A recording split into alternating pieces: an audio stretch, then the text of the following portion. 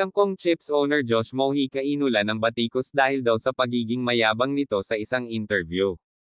Maraming netizen ang hindi sumang-ayon sa interview ng kilalang entrepreneur na nagmamay-ari ng Kangkong Chips na si Josh Mojica. Nag-viral si Josh Mojica noong taong 2021 kung saan kumita ng 5,000 pesos kada araw ang noong 17 years old pa lang ito. Dahil ito sa kanyang sinimulang business na Kangkong Chips. Nag-agaw ito ng atensyon ng nakararami nang mag-viral ang Twitter post ni Senator Ping Lacson. Nag-order ang senator sa kanya ng 500 pieces packs ng Kangkong Chips. Mula sa pagiging teenager na addict sa online games noon ay isa na itong milyonaryo ngayon. Matapos mag-click ang kanyang negosyo na Kangkong Chips. Kamakailan lang ay na-interview si Josh Mojica tungkol sa naging success nito at kung papaano niya naiahon sa kahirapan ang kanyang pamilya. Naging instant millionaire ito sa edad na 17 at nagkaroon ng 100 empleyado. At dumating ang araw na nagkaroon na ito ng sariling factory. Marami ang na-inspire sa storya ni Josh Mojica at naantig ang maraming netizens at na-interview na rin ito ng iba't ibang media outlet. Makalipas lamang ang 3 taon, kumita na ito ng 40 million pesos sa edad lamang na 19.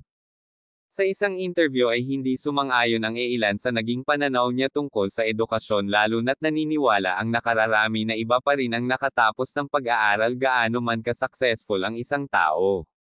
Sabi niya, hindi na ako babalik sa college, unang-una wala akong masyadong bilib sa sistema ng pag-aaral dito sa Pilipinas.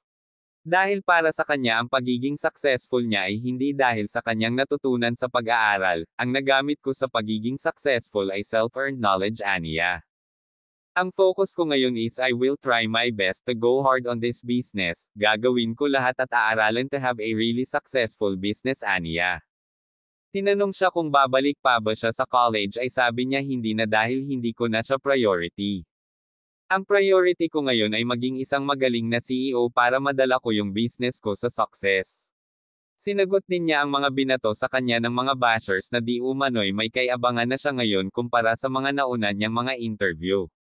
At pagbibiro pa niya na mayabang talaga ako aniya pero joke lang.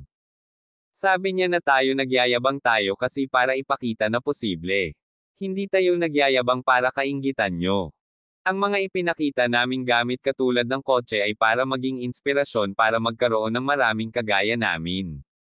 May isang nagtanong sa interview na does money can buy happiness? Sagot niya, of course money buys happiness, wala silang pera ganun lang yun kaya nasabi nilang hindi nabibili ng pera ang kasiyahan.